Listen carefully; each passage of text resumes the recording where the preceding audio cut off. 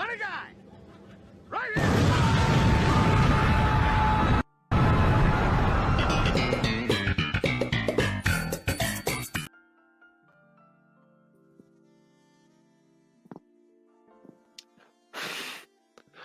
Hello, and welcome to Fireside Chats with Theohop, where the landlord doesn't let me actually light the fire, but the fire is always lit in our hearts. And today we're going to be talking about nothing in particular, because this is going to be an update sort of hangout, general chat, whatever the hell you want it to be, live stream. Think of me as Theological Charlie, Theological Penguins, Theological Moist Critical, where what is he talking about? Who knows? But it can be whatever you want it to be, and he's happy enough to do the same. So, looking at the comments, yeah, first up, Ed Garth. Hey, how you doing, mate? How you doing, mate? Aye. So, as you might have noticed, you may not have. Who knows? I've not been doing stuff on YouTube a lot lately. I've not been doing stuff anywhere on social media, whether it's the YouTube or it's the Instagram. Mostly just because I've been hibernating. In the dead of winter, just been hibernating a little bit. Depression hibernating, that's what it's called. Not to doing anything. That's effectively been the last several months for me. I've not been working on any videos just because I don't want to burn out and I don't want to be, I don't want to destroy my passions by forcing myself to do things when I'm not in the state to do such things. So that's why I have disappeared. It's called being depressed, slightly. But at the same time, good to see you as well. I'm always happy to be seen. I'm always happy to see and be seen. And no, I am not your Christian theological Dennis Prager. I am your theological Moist Critical. Or your theological PewDiePie. Or your theological and Christian philosophy tube, or your theological and Christian pyrocynical, whoever you want me to be. Christian drag, Christian H-bomber guy, whoever you want it to be, it doesn't particularly matter. If you want me to be your Christian theological Dennis Prager, then that's cool too. I'm happy enough to sell out to oil barons. That's not a problem with me. But the next video we're going to be trying to work on is, so one thing that we have been slightly passionate about lately, me, and I'm hoping that this video that I'm trying to work on is going to help me get back into working on videos again. I'm going to be doing a theology of, I'm going to be trying to do a theology of nostalgia. Particularly, I would like to focus this idea of theological nostalgia, or theology of nostalgia, because it's not the same thing. In a kind of not just thinking about nostalgia, but also, I always forget words when I need to remember them. It's awful. Not just nostalgia, but also melancholy. There we go. I would like to make a theology of melancholic nostalgia. And I do have some plans on how I'm going to be going about doing that. Mostly just a lot of reflection. C.S. Lewis says a little bit of nostalgia. That's cool. That's fun. And so he's going to be a source that I can appeal to.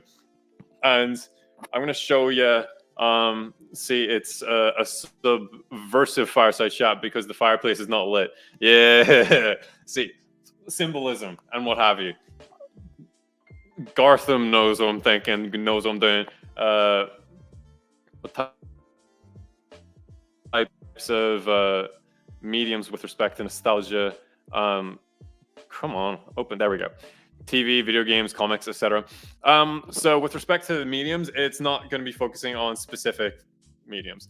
It's going to be nostalgia as the concept itself.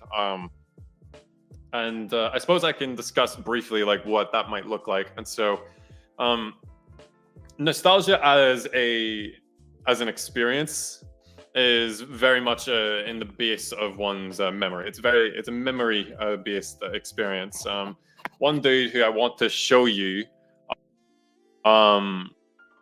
there's a fellow that I am pals with on Instagram who I would like to show you. if I can find it, and if you would bear with me. Hold on. So he's going to be very helpful. I'm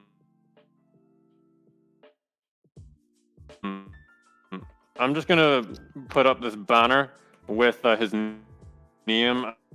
And if you look on Instagram and Spotify, come on. Stupid. There we go. And if we load that up, there we go. As a pal, I have on Instagram. The Academy Podcast is a philosopher that I'm pals with. He watches the content. He even comments on some of the videos. And I asked him about his perspective on nostalgia philosophically, and he gave me multiple paragraphs. And it's very helpful. It's something I can really dive and digest into. And I suspect he will be helpful for me in my development of my theology of nostalgia. So, nostalgia can be a lot of different things, and it's not just nostalgia towards, entertainment based. Camera's gone. Thank you, camera. But nostalgia as a this is where I need to do research, you see. Nostalgia as let's just say nostalgia as a theological concept is finding some of its base in longing. And so at the core of nostalgia is one's longing for something. That's what C.S. Lewis goes on and talks about. And I would suggest from that if nostalgia finds its base in longing, then what is it longing for? I would argue that nostalgia, if it is longing, is eschatological.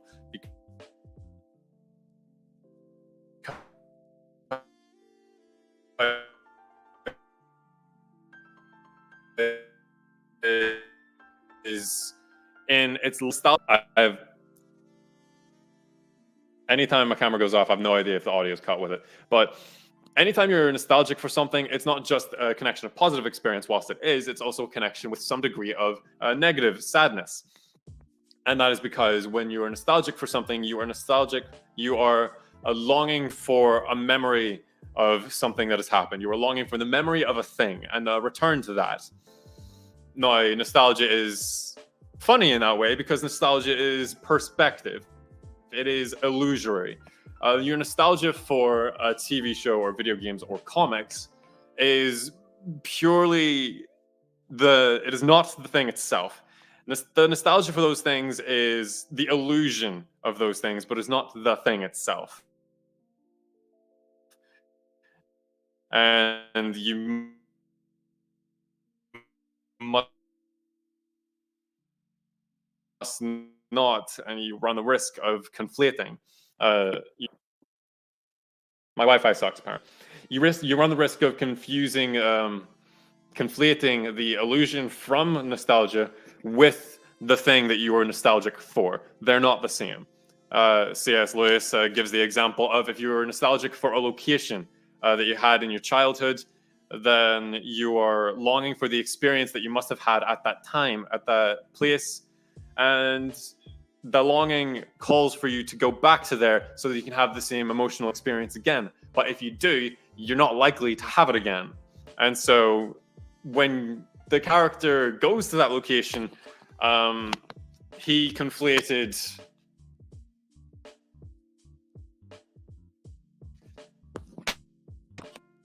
the nostalgia for the thing itself. Hey, Billy Bob, what up? What up? What is my point in arguing that nostalgia theologically is eschatological? My point is that ultimately this longing is desire for God and the intersection of heaven and earth. That would be using Bible Project language. But one's longing is a desire for the return to better things, the return to a better time. You see a lot of that in politics when people go on about, The good old days. And that is a very nostalgic experience. And when you're experiencing nostalgia, you were longing for effectively good old days. And that is a desire, I would argue, ultimately at its base, a longing for a return to Eden. There is no better good old days than the creation narrative.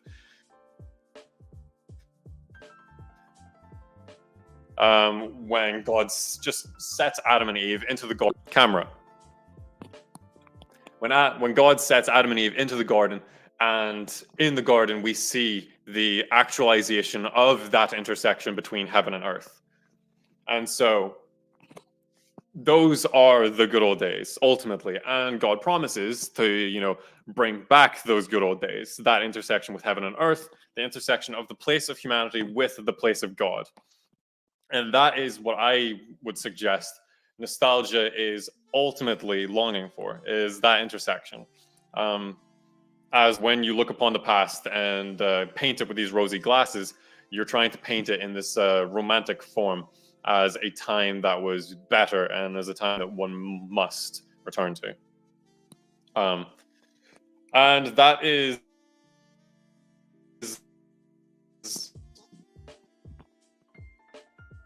what Lewis would suggest is an camera. As Lewis would suggest, that is an idol, and that's why I would suggest that nostalgia is illusory. It is an illusion. That must not be confused with the thing itself. And so that's some of the stuff that we will be going into in my next video on a theology of melancholic nostalgia. Some of the stuff. And I'm doing that instead of like my video on suffering or like other things that I wanted to do, like community and Sigma male role models, because I want to work on something that I can be passionate about. I want to work on something that is explicitly for me. So that's that. What is Garth? If my computer would work with me. There we go. Be curious about the relationship between nostalgia and reactionaries. Are reactionary ideologies caught up in nostalgia? I would argue, yeah, to some extent. I would, fascist ideologies, yes. I would argue that nationalistic politics are finding a lot of their base in nostalgia. They're, like I suggested earlier, they desire a return to the good old days. Oh, back when, we could call people the N-word, and wasn't it just better back then? That sort of stuff is finding a lot of tint in the past, a lot of rosiness. But like a lot of people look at the past with all sorts of nostalgic frameworks, whether it's an anti-nostalgia where you're looking at the past and you remember camera when you're remembering all the horrid things that happened without remembering some of the positives, or if it's the rosy tint where you're only remembering the positives and you're forgetting all the terrible things that happened, like walking out of church on a Sunday at 12 o'clock and then lynching a fella at 12:30, which happened. The paper that I referenced in my third video actually discusses exactly that, a folk theology of white supremacy. I forget who the fella's name was, but it was in my third video, the levels of theology. Good paper as well. I enjoyed it. But there's a bit of a lag in your video, but you're still coming. Yeah, it's my Wi-Fi. It's even telling me at the very top of the screen that it's one bar. I don't know how to fix that. Anyway, you've noticed the Academy podcast. Yeah, go follow him on Instagram and also Spotify, because they like read philosophy and then give overviews of what they read. They read it in their spare time and give overviews of what they read during the podcast. I'm currently listening to, this is just my second episode, currently listening to them talking about Plato Republic. And speaking of which, once again, I'm going to require you to bear with me.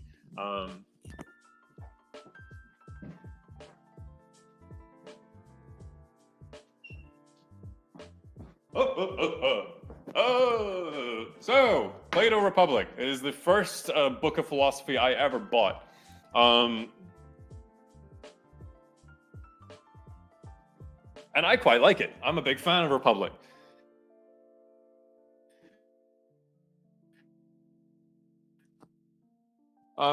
It's a very fun read.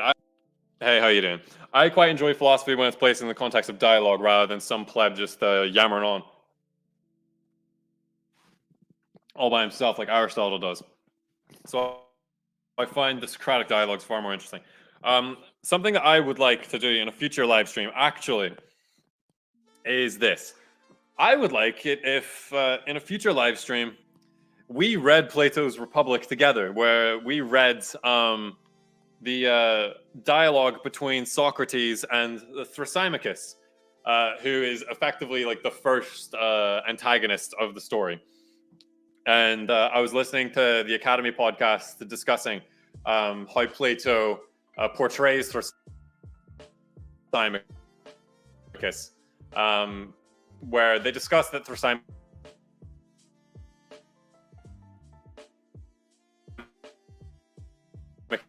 is a sophist and a bad thing. So Socrates doesn't like, Plato, and probably Socrates through Plato, doesn't like sophists. Who knows why, but they sound like plebs. And you know what? I'm happy enough to just uncritically accept anything Plato says. After all, isn't that what modern Protestants have done? So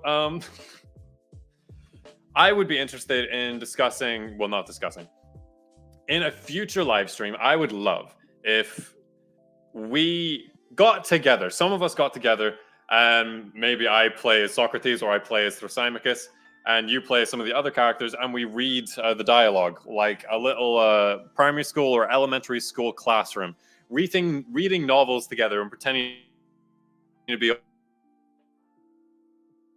all the different characters. To me, that sounds like a lot of fun. I would absolutely love that. Because I listened to the audiobook of Republic, and the way Thrasymachus was portrayed, he just sounds like this super like popcorn reading. Yeah, that's right. I would love to popcorn read Republic with all the different characters with some of you folks. But in the audiobook of Republic that I listened to, Thrasymachus he was portrayed like this really campy and aggressive character, and Socrates was just like a freaking know-it-all. And so I think that would be really fun. I would love that a lot. I'm sure maybe even the Academy podcast would enjoy that. To enjoy being a part of that. Sounds like great banter, really.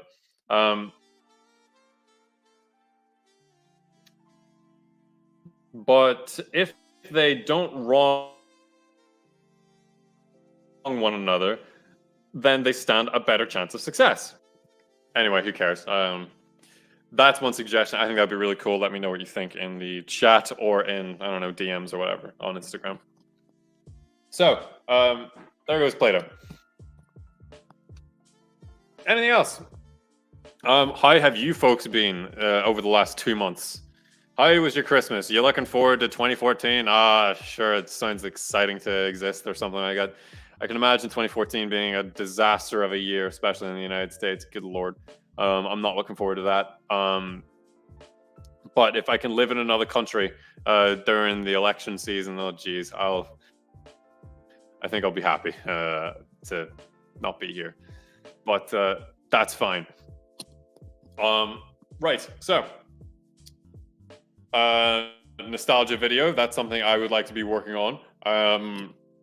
A future live stream where we popcorn read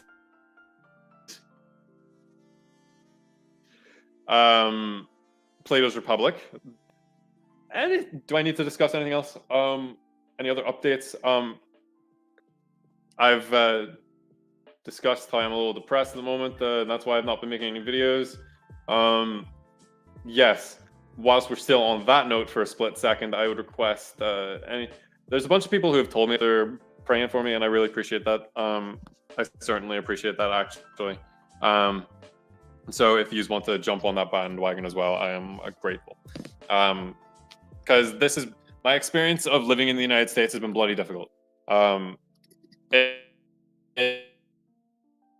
been a freaking awful time. To be quite honest. And it just makes me long for back on the topic of nostalgia again. Makes me long. It makes me long for my home of Ireland. But oopsie daisy, that's fine. And as we've already discussed, that longing is actually an eschatological desire for new creation, return to Eden. So maybe that's actually what I want. I don't actually want to go back to Ireland. I want to go back to Eden. Yes, both and I find my experience here very interesting with respect to what I have learned theologically, personally, within the unfortunate experience of suffering. So I'm excited about the suffering video that will eventually some year come out. The second half of my Paul Anleitner interview. That sounds exciting. Again, some year. It's not going to be coming out anytime soon. I am in Indiana, the drive-through state. That's where my wife is from. That's where her family lives. And the experience here has been pretty awful.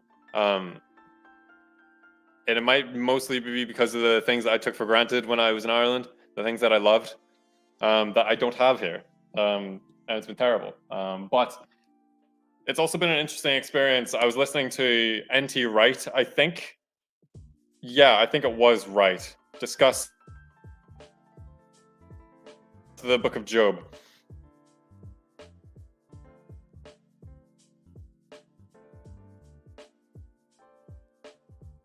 It might have been Wright. It might have been the Bible Project. I don't remember. I have no idea if the audio cuts out as well when that happens. But hey, I don't remember who I was listening to. It might have been Wright. It might have been the Bible Project. But they were talking about the book of Job, and when Job goes through his great suffering, the initial dare is that the antagonist of the story is, effectively daring God to, throw Job under the bus because then he'll deny God is so great. And God's like, to some extent, okay, bet. And it is an odd book. It is an odd story. And I need to go back and see what they said about it again. But the bit I remembered, but the bit that I do remember is in Job's suffering, he does eventually start. There is in modern evangelicalism, I think it would be the case that there's an appearance of doubt. Well, there's an appearance of rejecting God. I don't think that is what Job is doing, and I don't think that's what Wright or the Bible Project were doing. I don't remember which one was what I was listening to. There might be an appearance of Job rejecting God because Job is going on and on about how what the heck, God, these things are terrible and they suck, and why would you let this happen? And then God goes on a freaking bloody sin and he did all this, that, and the other. And were you there, Job? You weren't there. Goes all Ken Ham on him, being like, you weren't there when I made the dinosaurs like 6,000 years ago. Like Ken Ham would do. Only God, I think, would do it better. And Job is like, no, I wasn't there. Okay, fine, I'll chill out. And it might seem like Job is angry with God. And sure, he might be. Who's to say he's not? And it might be the case that Job is maybe even, I think angry with God is pretty much it. I don't think he doubts, well, absolutely in that context, he doesn't doubt the existence of God. He's just probably angry with him and being like, what the heck? And it's not the case that, this was viewed necessarily as a total negative, but that in Job's anger of, and like, what the hell is God doing? Like, not with the perspective from Job's side that God's not there at all. Like, what the hell are you doing there, God? This isn't necessarily Job's rejection of God, but is Job's longing and desire that I think it's a reasonable anger towards what might be perceived as God not having, what might be perceived as God retracting his presence. And so Job is longing for and in desire of God's presence again, and is in desire of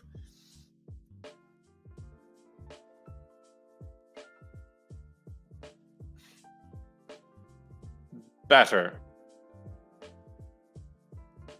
But not necessarily better of his well-meaning, but that in the anger of his experience and in the anger that he demonstrates to God over his experience, he is also searching for and he is searching for and looking for God. It is not a rejection of God, but actually a chasing after and a longing for him.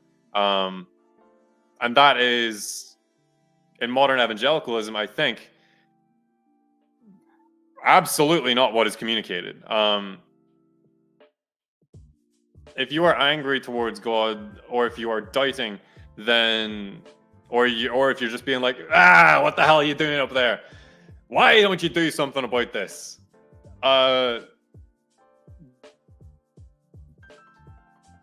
That doesn't necessarily translate into therefore you suck, or therefore I don't believe you, or therefore I'm rejecting you. It's not the case. We're human beings. We have these fragile emotional experiences. We're very fickle, and we hurt. We experience so much pain, and we don't know the future, and we're just so there's no better adjective that I can really think of other than we are so because it's very hard being a temporal being, and one who is so incapable of seeing full pictures. It is a hard experience, and Job is going through it. Job is in the thick of that experience. Good God, jeez. And so Job's anger towards God, to conclude on the point on Job's side, isn't rejection of God, but is in fact longing for and desire for the return of that intersection between heaven and earth. It is the return of a desire for the return of Eden, as not for Eden's self, but for the self of the place of humanity in intersection with the place of God.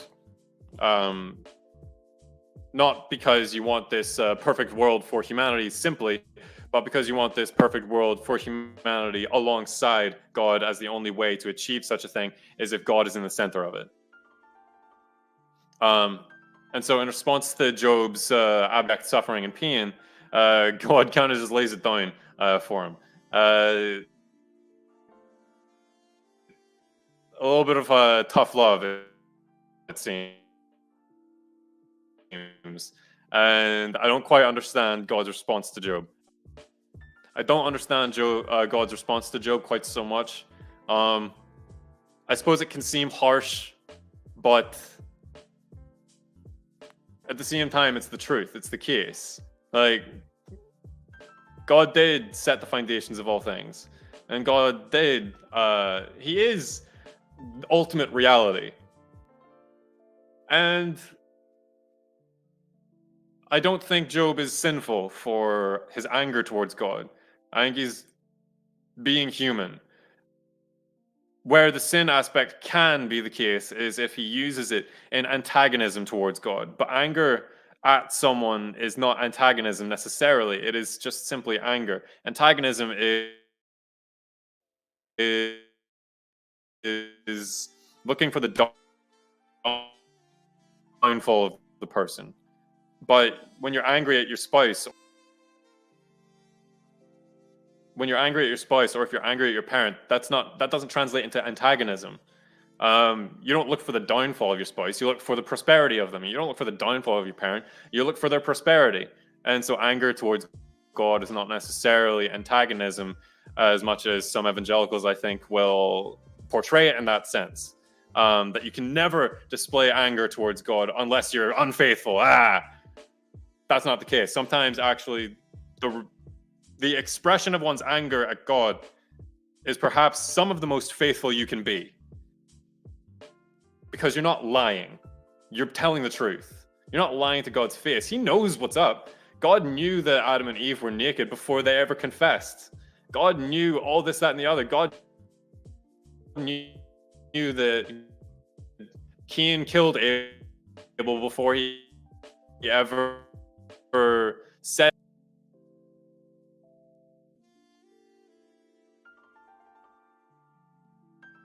God knew that Cain killed Abel before Cain ever said anything. And so God knows. God knows your situation. It's fucking hard, mate. It's not nice. Your situation's probably not nice. Neither's mine. But God knows. And that's good. So the anger is not unfaithful. Antagonism towards God would be, but anger is faithful because it's the truth. So that is what I learned from Job. By listening to N.T. Wright or the Bible Project, and I don't remember which one it was. So that is that. I'm going to conclude this live stream because that was hard for me.